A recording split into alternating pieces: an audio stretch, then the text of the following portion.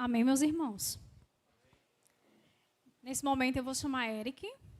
Ele vai hoje fazer a exposição da terceira parte do livro, né, O Peregrino.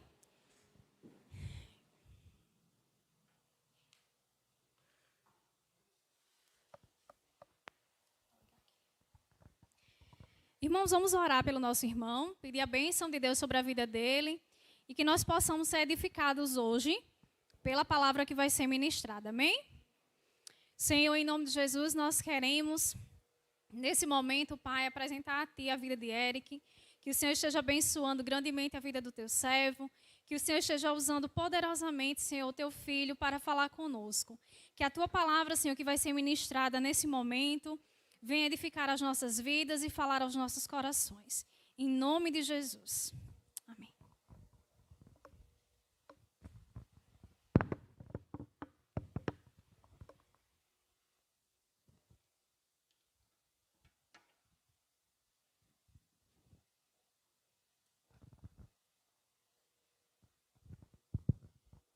Paz do Senhor, meus irmãos. Nós estamos aqui, mais um sábado para meditarmos no livro de John Bunyan, O Peregrino. No sábado passado, a gente fazia uma recapitulação aqui, Cristão ele chegou até a cruz e se livrou do fardo que ele carregava nas costas. Depois ele subiu até a montanha, o desfiladeiro da dificuldade, onde ele perdeu o certificado dele, depois ele o encontrou de volta.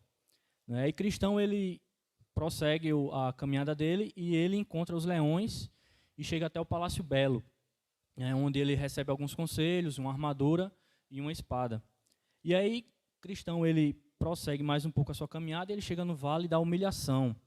Ali ele luta contra Apolion, ou Apolião, E depois ele passou pelo Vale da Sombra da Morte. E aí ele descobriu que, em pouco tempo, ele poderia ter uma companhia para a caminhada. E aí, depois que ele sai do Vale da Sombra da Morte, o livro diz que tinha um morrozinho, onde os peregrinos eles poderiam subir ali e ver o que estava diante deles. E aí o livro diz que Cristão ele viu um homem que caminhava à frente. E aí ele grita para esse homem, pede para esse homem parar e esperar por ele. O nome desse homem era Fiel, e ele também vinha da cidade da destruição. E aí Fiel ele responde a Cristão: não, minha vida corre perigo e o vingador de sangue está atrás de mim. Ou seja, ele não parou a caminhada, ele prosseguiu. Fiel ele se nega a esperar porque isso significaria estagnar a caminhada cristã, significaria parar. O crente, o cristão, ele não pode parar de modo algum a sua caminhada, na sua peregrinação rumo à cidade celestial. E aí Cristão ele se comove, o livro diz que Cristão ele se comove com isso, e ele redobra o seu passo e alcança Fiel. E aí a gente aprende o seguinte, que o cristianismo ele não pode ser nivelado por baixo, ele tem que ser sempre nivelado por cima. Paulo ele disse, nas suas cartas ele sempre chamava o povo a ser seguidor dele, seguir o exemplo dele, como ele seguiu o exemplo de Cristo. Então, não é os que estão na frente que devem parar e esperar os que estão atrás. É os que estão atrás que devem se esforçar para alcançar os que estão na frente. E aí, Fiel ele foi um exemplo para o seu novo companheiro de viagem. O exemplo de Fiel, o testemunho dele, fez com que Cristão ele se esforçasse e se dedicasse mais à sua caminhada, de modo que ele pôde alcançá-lo. Isso nos lembra o que Paulo escreve em 1 Timóteo, capítulo 4, versículo 12 ao 13, que diz o seguinte: ninguém o despreze por você ser jovem, pelo contrário, seja um exemplo para os fiéis na palavra, na conduta, no amor, na fé, na pureza. Até a minha chegada, dedique-se à leitura pública das Escrituras, à exortação, ao ensino. Então, Paulo ele exorta aqui o jovem Timóteo, o pastor Timóteo, a ser um exemplo para os fiéis. E foi justamente isso que Fiel foi para o seu novo amigo cristão. Ele foi um exemplo de conduta, um exemplo de fé, um exemplo de prática. E é isso que nós devemos ser também, meus irmãos. Nós devemos ser esse tipo de exemplo. Nós devemos ser esse tipo de amigo. Nós devemos ajudar aqueles que estão mais atrás na caminhada. E aí, fiel e cristão, eles continuam a caminhada, né? E para se conhecerem melhor, aí cristão puxa assunto com ele, pergunta quais foram os desafios que ele enfrentou durante a sua caminhada. E aí, fiel, ele conta que durante a caminhada ele encontrou uma mulher chamada Libertina. E essa mulher prometeu a ele muitos prazeres, mas ele rejeitou. E foi escarnecido por ela. Depois, mais na frente, ele encontra um velho chamado Adão o Primeiro, que é uma figura aqui do velho homem que ainda habita em nós, né? E esse Adão, esse velho homem, ele promete também a fiel várias riquezas, herança, promete a mão de suas 3 filhas em casamento a ele, enfim, promete várias coisas. E fiel, ele, nas 2 oportunidades, ele se sente tentado, mas ele resiste. E das 2 vezes que ele resistiu, que ele disse não ao chamado para o pecado, ele foi escarnecido. Então, todas as vezes que a gente receber, sempre que a gente receber um convite do mundo para pecar e dissermos não, pode ter certeza que nós vamos ser escarnecidos. É o que Pedro ele diz em sua carta, na primeira carta dele, no capítulo 4, versículos 3 ao 4. Porque basta que no passado vocês tenham feito a vontade dos gentios, tendo andado em práticas libertinas, desejos carnais, bebedeiras, orgias, embriaguez e em detestáveis idolatrias. Por isso, falando mal de vocês, estranham que não se juntem com ele no mesmo excesso de devassidão. Então, como eu disse, né, sempre que a gente rejeitar um convite pecaminoso do mundo, você pode esperar que você vai ser escarnecido. Você vai ser rebaixado, você vai ser diminuído. E nós devemos fazer isso, porque o prêmio que nos espera lá na frente é muito maior do que qualquer prazer neste mundo. E aí fiel, ele continua, né, contando o que ele passou. E ele conta que no Vale da Humilhação, que ele também passou por lá, ele encontrou um tal de Vergonha, um sujeito chamado Vergonha. E esse cara ele era totalmente contra a fé e a religião. Para vocês terem ideia, ele dizia que era vergonhoso seguir a religião, que boa consciência não era coisa de homem, que não adiantava de nada vigiar as palavras e os caminhos, que era ridículo sofrer por causa do evangelho, que era vergonhoso chorar e se lamentar durante uma pregação, e que não servia de nada pedir perdão por pequenas coisas. E isso nos faz meditar um pouco sobre a questão das muitas vezes que nós somos tentados nessa área, né, da vergonha no nosso dia a dia. Escola, faculdade, trabalho, às vezes em casa, quando a família não é cristã, a gente tem uma tendência a ceder à vergonha do evangelho, né? Isso se deve a uma necessidade que o ser humano tem, principalmente os jovens, né, a adolescência, a juventude, tem um pouco dessa, vamos dizer assim, necessidade de aceitação social, né, se encaixar em algum grupo e ser aceito. E essa aceitação social ela tem um fundamento verdadeiro, que é aquilo que a gente pode chamar assim de, vamos dizer assim, característica social, que foi algo que Deus colocou no ser humano, né? A gente pode ver isso lá em Gênesis capítulo 2, 18, quando Deus cria a mulher. O Senhor diz o seguinte no texto: não é bom que o homem esteja só, farei para ele uma auxiliadora que seja semelhante a ele.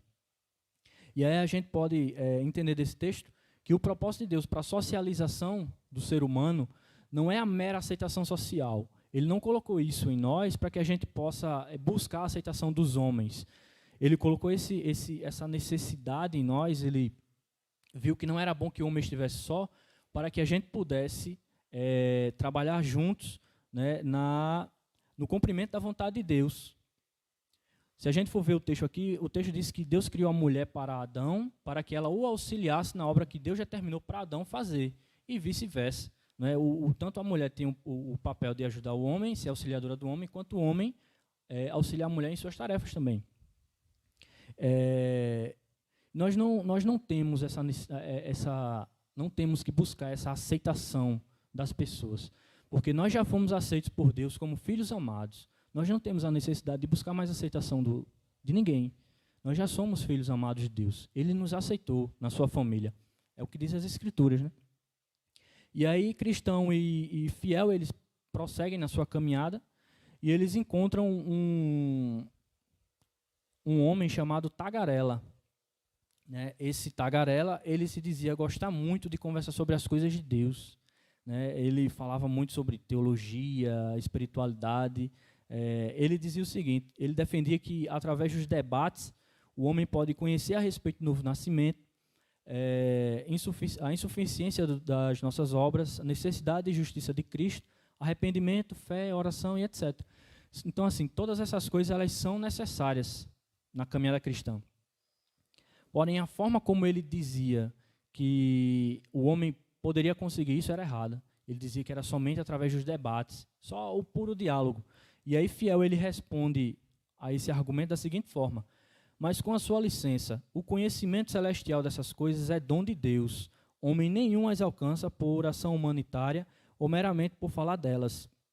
Então, não é o muito falar, não é a eloquência que alguém tem, não é o seu conhecimento bíblico, teológico, que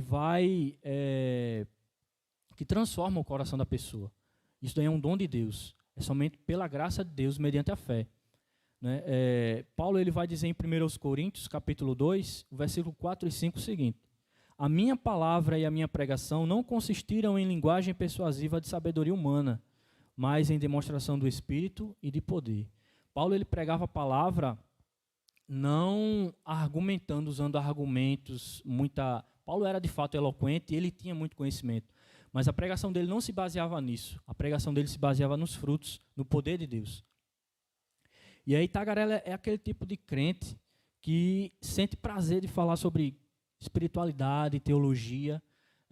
Ele tem muito conhecimento bíblico, você vê ele à primeira vista e você vê, rapaz, esse cara é crente de verdade. Mas aí quando você vai conversando, vai se aprofundando, vai conhecendo, você vê que ele não possui fruto nenhum.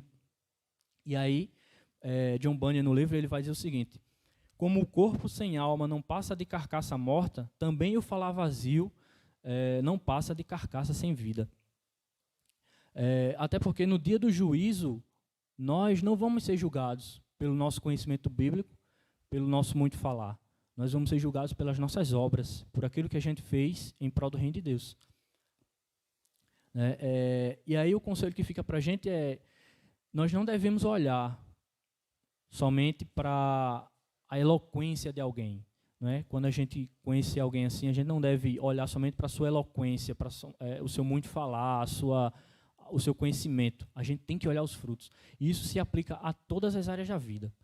Quando você for, por exemplo, dar um exemplo prático aqui, escolher alguém para casar, por exemplo, você não deve olhar somente a beleza, somente o seu muito falar, você tem que olhar os frutos.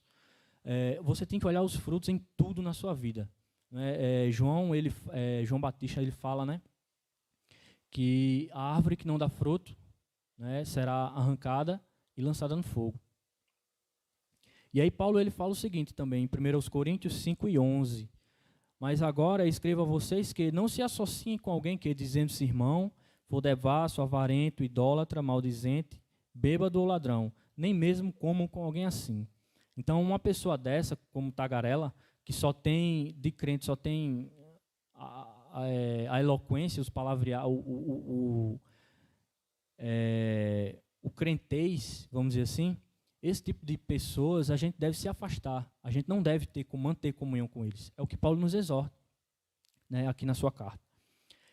E aí os peregrinos eles continuam sua caminhada e eles encontram o evangelista novamente, aquele que colocou eles no caminho. E eles se alegram e conversam. E aí o evangelista ele exorta os dois sobre o que aguardaria eles mais à frente. Mais à frente havia uma cidade chamada Vaidade, e nessa cidade tinha uma feira chamada Feira das Vaidades, e ali vendia todo tipo de pecado que você imaginar: adultério, fornicação, mentira, roubo, assassino, morte, orgulho, tudo. Todo tipo de pecado vendia ali. E aí John Bunyan ele fala o seguinte sobre a feira: ora, como já disse, o caminho até a cidade celestial passa justamente por esse lugar, onde acontece essa feira devassa. E aquele que vai à cidade, mas não passa por tal lugar, deve necessariamente sair do mundo. O próprio Jesus, quando ele esteve aqui na Terra, ele passou por ali. No livro ele também fala isso, né? Se a gente for olhar ali em Mateus capítulo 4, que é a tentação de Jesus, o diabo tentou Jesus. Ele disse: se tu és o Filho de Deus, multiplica, transforma essas pedras em pães. Se tu me adorares, te darei todos os reinos da terra. Satanás ali ofereceu a Cristo, a gente fazendo essa analogia com a Feira das Vaidades, ofereceu ali a ele o produto do orgulho, da soberba. E o próprio John Bunyan, na sua vida ministerial, ele sofria tentações nessa área. Quando ele ia pregar, ele era muito tentado nessa questão do orgulho. No livro Heróis da Fé, que é um compêndio de dos principais pregadores, que houveram da Reforma Protestante para cá, e John Bunyan está nesse livro, é citado nesse livro. O autor ele diz o seguinte, um caso que aconteceu com ele. Bunyan resistia fielmente a todas as tentações de vangloriar-se sobre o fruto de seu ministério e cair na condenação do diabo. Quando certa vez um dos ouvintes lhe disse que pregara um bom sermão, ele respondeu: não precisa dizer-me isso, o diabo já cochichou a mesma coisa no meu ouvido antes de sair da tribuna. Então, o próprio autor do livro, ele tinha conhecimento pleno do que era a soberba, do que era o orgulho. E aí, Provérbios 27, 21, ele vai dizer, Salomão ele vai dizer o seguinte: como o crisol prova a prata e o forno prova o ouro, assim o homem é provado pelos elogios que recebe. Então, aqui cabe um adendozinho, né? Sempre que a gente for elogiar alguém em relação ao seu ministério, a gente tem que tomar muito cuidado com isso.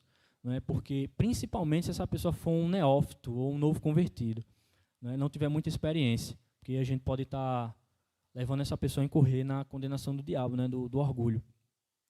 E aí os peregrinos eles chegaram na cidade, na Feira das Vaidades, e foram recebidos com vários olhares de estranheza, devido ao seu modo de falar, de vestir, de se portar,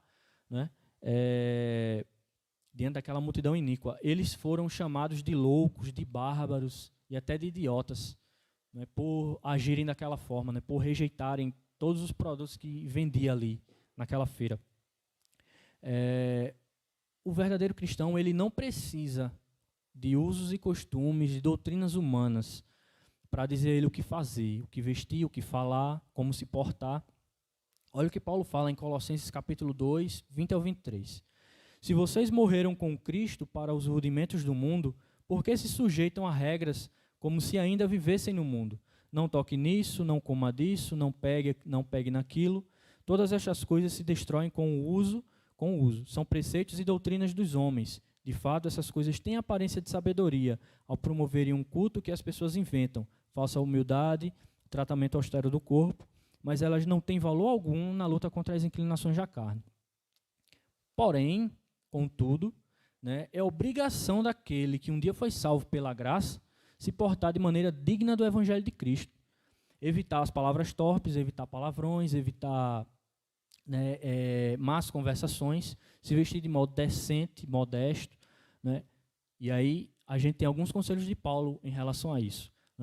Se a gente vê aqui Filipenses capítulo 1 e o versículo 27, Paulo ele vai dizer o seguinte: acima de tudo, vivam de modo digno do Evangelho de Cristo, para que, ou indo até aí para vê-los, ou estando ausente, eu ouça a respeito de vocês que estão firmes em um só espírito, como uma só alma, lutando juntos pela fé do Evangelho. Paulo ele chama aqui o povo, os filipenses, a viverem de maneira digna do Evangelho, para que o testemunho deles fosse propagado pelo mundo. E Paulo, quer fosse vê-los ou não, ouvisse falar da fé dos filipenses. E aí, escrevendo a Timóteo, na primeira carta, o capítulo 2 e o versículo 9 e 10, Paulo ele fala o seguinte, em relação à modéstia.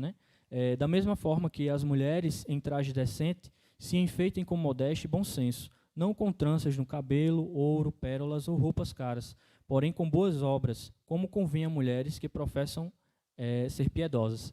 Esse texto ele é muito aplicado a essa questão, né? Principalmente em algumas igrejas aí que usam de usos e costumes, né? Mas esse texto aqui ele possui um princípio, e ele é a palavra de Deus. Ele possui um princípio, a modéstia. Paulo ele não diz que a mulher não pode se enfeitar. Ele diz, enfeite-se com modéstia e bom senso. Né? E aí, quando ele fala aqui sobre tranças, ouro, pérolas e tudo mais, ele não está proibindo isso. Ele diz o seguinte, ele quer dizer basicamente o seguinte, você pode se vestir, você não só pode, o crente não só pode, como ele deve se vestir bem. Porém, não é a sua aparência, as joias caras, a roupa que deve aparecer. O que deve aparecer para o mundo são as suas obras de piedade. E aí, escrevendo também a Timóteo, no capítulo 3, e o versículo 2 e 3, Paulo também diz o seguinte, é necessário, pois, que o bispo seja irrepreensível, esposo de uma só mulher, modesto, sensato, hospitaleiro, apto para ensinar, não dado ao vinho nem violento, porém cordial, inimigo de conflitos, não avarento.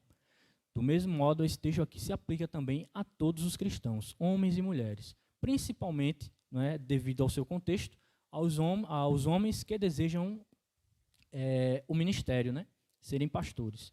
E aí ele diz, né, que o homem deve ser irrepreensível.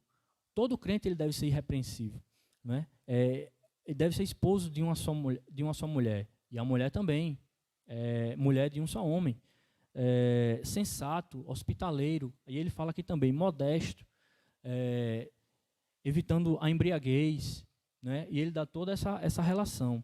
E aí Paulo ele também diz em Efésios 4:29 o seguinte, não saia da boca de vocês nenhuma palavra suja, mas unicamente a que for boa para a edificação, conforme a necessidade, assim transmita graça aos que ouvem. E aqui a Bíblia é clara, não é? Não deve haver em nossas bocas palavras torpes, palavrões, piadas sujas. Essas coisas não devem ser nomeadas no meio do povo de Deus. Cristão e fiel, eles se dispuseram a seguir todos esses preceitos. Tanto é que quando eles chegaram na cidade, como eu falei, eles foram taxados de idiotas, de loucos, de bárbaros, porque eles seguiam esses princípios. Eles leram a palavra, extraíram esses princípios, esses valores, aplicaram ao seu contexto, e foram chamados de bárbaros, de loucos, de idiotas, por causa do evangelho. E isso levou eles a sofrer. O livro diz que eles foram lançados em prisão, foram escarnecidos, maltratados, açoitados, levados pela feira em desfile, para ser exemplo para o povo, para que ninguém seguisse eles, nem defendesse eles. E aí os peregrinos eles não retribuíram o mal com o mal, eles abençoavam aqueles que, os seus carrascos, né, eles abençoavam. Era eles sendo açoitados, maltratados e abençoando o povo.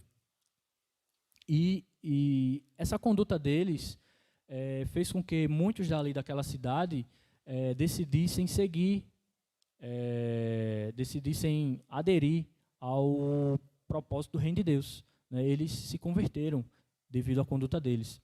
E aí isso nos lembra o que um teólogo chamado Tertuliano, ele disse, né? Ele disse o seguinte, o sangue dos mártires é a semente da igreja.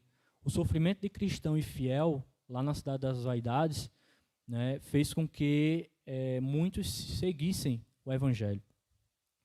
Né? O cristão ele precisa estar disposto a isso, ele precisa estar disposto a, como diz lá em Lamentações, capítulo 3, dar a face ao que o fere e se fartar de afronta. Jesus ele disse no Sermão do Monte, né, que se te baterem numa face, dê a outra. E aí isso também nos lembra o que os apóstolos, né, Pedro e João, eles sofreram por causa do evangelho. Né? O texto de Atos diz que eles foram chamados pelo Sinédrio e proibidos de falar no nome de Jesus. Foram açoitados e foram soltos. E aí o texto diz que eles se alegraram por terem sido dignos de padecer pelo evangelho de Cristo. E aí eu pergunto, né, para a nossa reflexão, será que a gente está disposto a sofrer pelo evangelho de Cristo? Será que a gente está disposto a seguir o que a Bíblia nos ensina extrair dela esses princípios, aplicar em nossas vidas e viver por esses princípios da palavra de Deus, ainda que isso nos custe nossa vida, né? Isso custou a vida de um dos peregrinos, de Fiel. Ele foi condenado, né, naquele julgamento, e Bania diz que açoitaram ele, espancaram, lancetaram a carne dele com facas, espetaram ele com espadas, apedrejaram e, por fim, queimaram até virar pó, virar cinza. Tudo isso porque eles não se dobraram aos prazeres, aos desejos que havia ali naquela cidade. E aí, depois disso, Cristão ele consegue fugir e leva consigo daquela cidade uma pessoa, né? O nome dele é Esperançoso. Ele viu tanto o testemunho de Cristão e de Fiel em prol do reino de Deus, que ele se converteu e acompanhou Cristão. E aí nos lembra novamente a frase de Tertuliano, né? O sangue dos mártires é a semente da igreja. Um morreu para dar vida a outro. E aí, Cristão e Esperançoso, eles encontram um homem chamado Interesse Próprio, né? Esse homem, ele só era religioso quando convinha a ele, né? Podemos dizer que ele era aquele tipo de crente 007, vamos dizer assim, né? Que ninguém sabe que é crente no mundo, né? É um espião escondido. E aí ele tinha 3 amigos, mais 3 amigos. Esses 3 também pensavam como ele e estavam dispostos a usar a fé para obter lucro, ainda que fosse necessário distorcer a palavra de Deus. Então, você veja, o Peregrino foi escrito mais ou menos ali em 1680 e alguma coisa. Já naquela época já havia gente usando o evangelho para lucrar, não é? Então, o que a gente vê hoje aí já não é surpresa. E aí eles, Cristão e Fiel, eles repreendem, exortam esses amigos, e eles, não aceitando a exortação, né, a demonstração, eles se afastam dos peregrinos. E aí Cristão olha para Fiel e diz o seguinte: se esses homens não conseguem suportar a sentença dos homens, o que farão diante da sentença de Deus?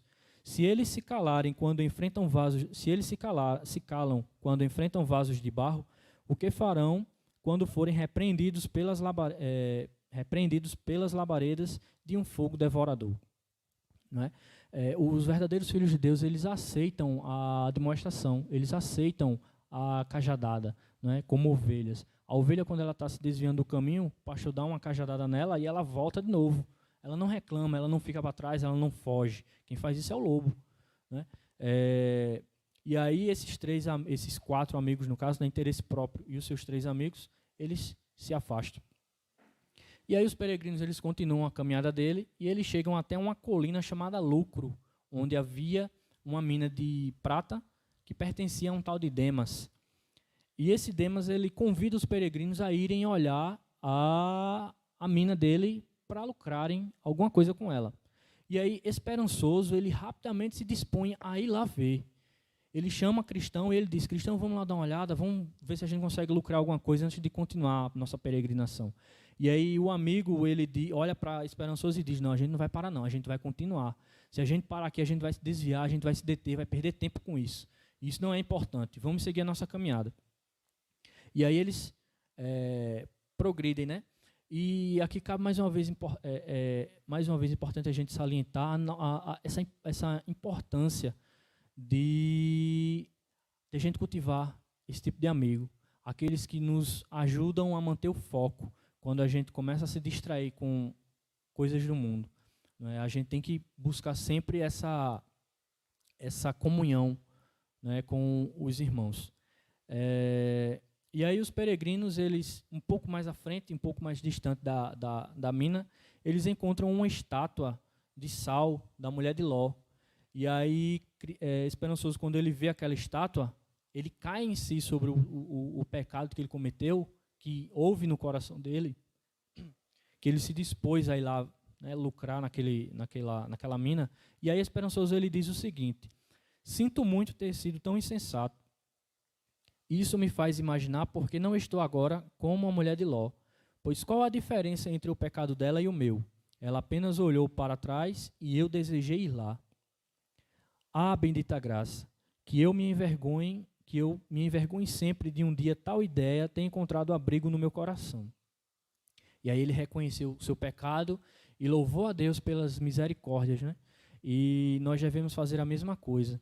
Como Jeremias também disse lá em Lamentações, as misericórdias do Senhor são a causa de não sermos consumidos. E elas se renovam dia após dia. E aí os peregrinos, eles continuam novamente a sua caminhada, a sua peregrinação, e o terreno começa a ficar difícil. Seus pés começam a doer e eles começam a desejar um caminho melhor para andarem. E aí eles avistam um pouco mais à frente uma escada que passava sobre o muro, que a gente viu na semana passada, que se chamava Salvação. E aí Cristão ele sobe nessa escada, dá uma olhada e ele vê que havia ali um prado verdejante, bom de se caminhar, e que ladeava o caminho que eles seguiam. Então, teoricamente, eles não iriam se desviar. E aí Cristão ele convence Esperançoso a pular o muro da salvação e seguir por esse caminho. E Esperançoso ele fica ali meio indeciso, sem querer ir, achando que iria se desviar do caminho, mas Cristão, por ser mais velho, convence ele, né? Tem mais tempo de fé. Só que nesse caminho, nesse atalho que eles pegam, vai anoitecer rápido e vai cair densas trevas ali, o livro vai dizer. E vai começar a chover e vai alagar o caminho de volta. E aí Esperançoso vai olhar para Cristão e vai dizer o seguinte: eu temia isso desde o começo, por isso alertei-o brandamente. Eu devia ter falado com mais franqueza, mas você é mais velho do que eu.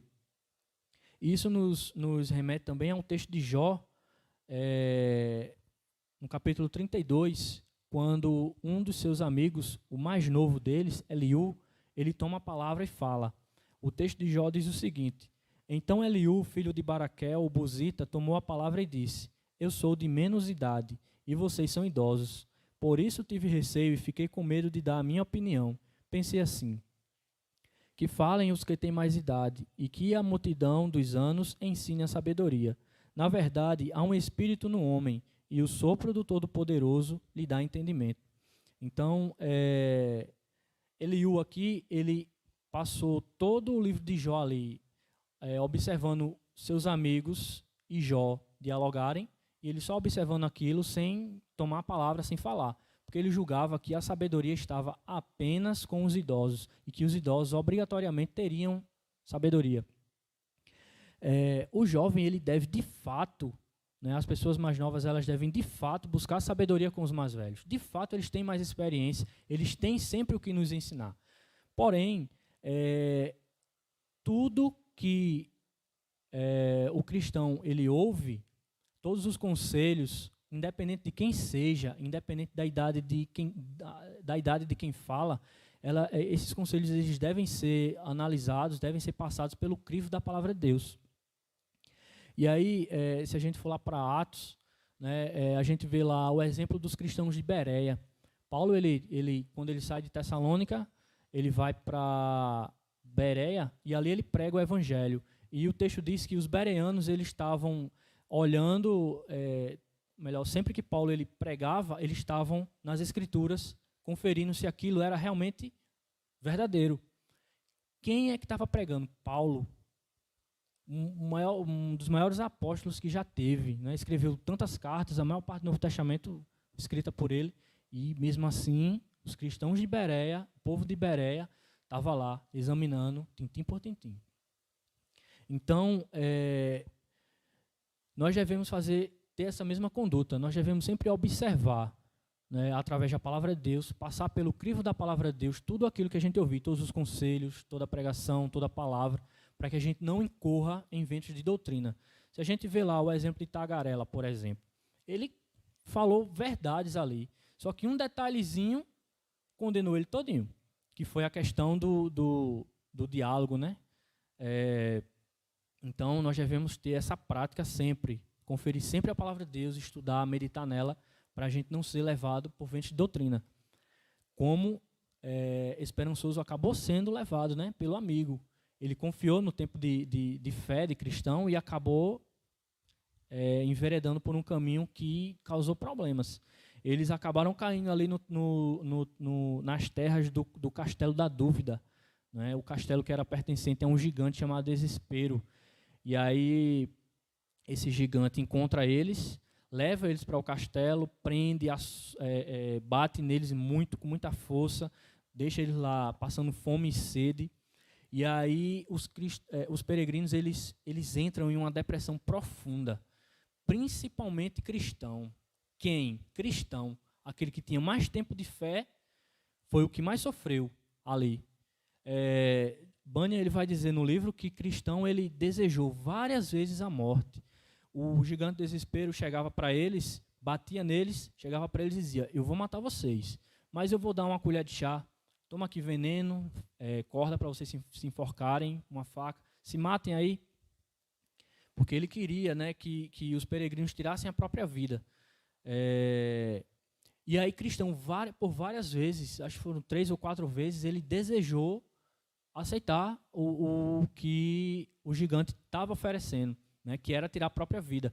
E aí, esperançoso, seu amigo, fortaleceu o amigo nesses momentos, né, lembrando ele das dificuldades que eles enfrentaram lá na Feira das Vaidades e tantas outras, né, dificuldades que eles enfrentaram e venceram, chegaram até ali. E aí isso nos lembra, né, aquele texto de Eclesiastes, capítulo 4, e o versículo 9 e 12, né, é tão conhecido. Melhor é serem 2 do que 1, porque maior é o pagamento pelo seu trabalho. Porque se caírem, um levanta o companheiro, mas ai do que estiver só, pois caindo não haverá quem o levante. Também se 2 dormirem juntos, eles se aquecerão, mas se for sozinho, como se aquecerá? Se alguém quiser dominar um deles, os 2 poderão resistir, e o cordão de 3 dobras não se rompe tão facilmente. Então foi o que aconteceu, né? Cristão e fiel, eles estavam passando por aquela dificuldade, aquela profunda depressão, e um conseguiu ajudar o outro, né? Principalmente aquele que era mais novo na fé conseguiu ajudar o que era mais velho na fé, aquele que havia, né, dado um conselho errado mais atrás. E aí o livro vai dizer que em um sábado, à meia-noite, eles começam a orar e louvar a Deus, e eles prosseguem até a manhã seguinte. Quando o cristão ele recebe uma iluminação e se lembra que com ele havia uma chave que poderia abrir todas as portas do Castelo da Dúvida, e o nome dessa chave era promessa, né? Então, quando a gente cai no território da dúvida, o gigante desespero ele nos prende também. A gente começa a duvidar da soberania de Deus, a gente começa a duvidar da vontade de Deus em nos ajudar, a gente começa a duvidar do amor de Deus, a gente começa a duvidar das promessas de Deus e bate aquele desespero, né? E se todo esse sofrimento que a gente tem passado aqui foi em vão, não é? Mas o salmista Asaf, ele no Salmo 77, o salmo começa com ele angustiado, ele revelando ali a sua angústia. E ele vai começar a questionar o amor de Deus, vai começar a questionar a vontade de Deus em ajudá-lo, né?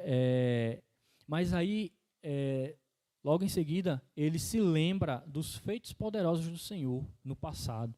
E isso dá forças a ele louva a Deus, o salmista. Então, do mesmo modo que Asaf e Fiel fizeram, nós devemos fazer também. Nós devemos lembrar sempre das promessas de Deus que já se cumpriram. Muitas delas estão registradas na história. Se a gente for olhar, por exemplo, lá em Daniel, a promessa de Ciro, que salvaria o povo do cativeiro babilônico, por exemplo.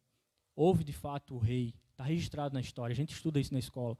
Tantas outras promessas. Moisés, lá em Deuteronômio, disse que Deus enviaria um profeta que seria semelhante a ele. Jesus veio de fato. Jesus era esse profeta. Isaías profetizou tantas outras promessas, tantas outras profecias que se cumpriram. E por isso, essa é a importância da gente sempre ler e meditar na palavra de Deus. Para a gente ver o que o Senhor já fez com o povo dele e, com isso, a gente guardar conosco também essa chave, essa promessa dele. Do mesmo jeito que as promessas do passado se cumpriram, as promessas que ele fez através de Jesus e outras que ainda não se cumpriram, da volta de Cristo, novo céu e nova terra e tantas outras, elas também vão se cumprir, né? Então a gente deve ter sempre isso em mente. E aí, para concluir, gostaria de a gente passar um pequeno vídeo, que é um trecho de um documentário sobre a vida de C.S. Lewis. E ele vai contar como ele se converteu, né? E foi através de uma amizade com o autor de O Senhor dos Anéis. E a gente vai ver, o vídeo ele é legendado. Eu peço a vocês que prestem um pouco de atenção, mas é pequeno, é 1 minuto.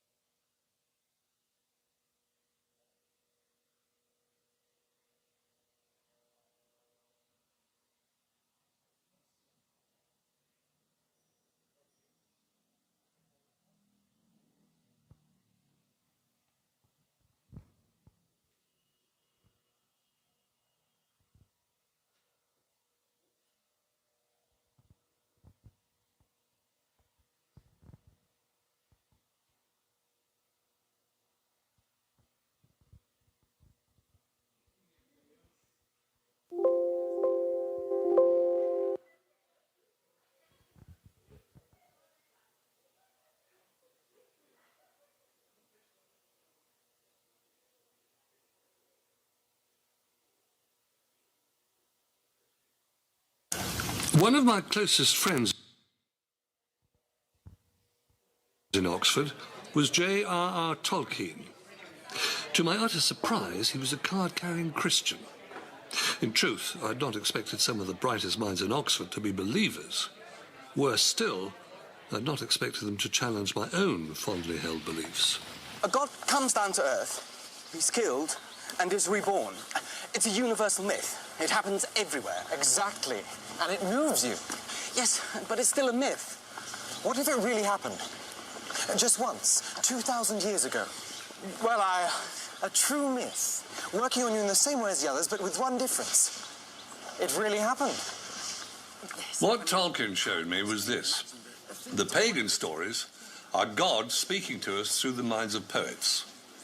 The story of Christ is God speaking to us through real events in the real world. God comes to earth, is sacrificed, then comes back to life. If you think about it, I had the whole story of Aslan and Narnia right there. And my good friend Tolkien was the one who planted the seed. Pronto, então aí a gente vê, né, Tolkien, C.S. Lewis, ele contando um pouco da sua conversão, como foi a sua conversão, né?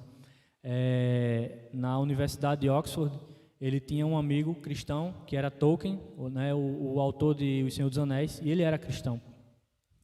E Tolkien, ele conseguiu convencer Lewis através da mitologia sobre a veracidade de Cristo. E aí ele sai do ateísmo, se converte ao cristianismo e escreve, né, aquele maravilhoso livro de As Crônicas de Nárnia e tantos outros livros que ele produziu graças à amizade deles. E aí a gente vê, né, a importância da amizade para o cristão. Amizades verdadeiras que nos levem sempre mais próximo de Deus. E eu agradeço a oportunidade em nome de Jesus.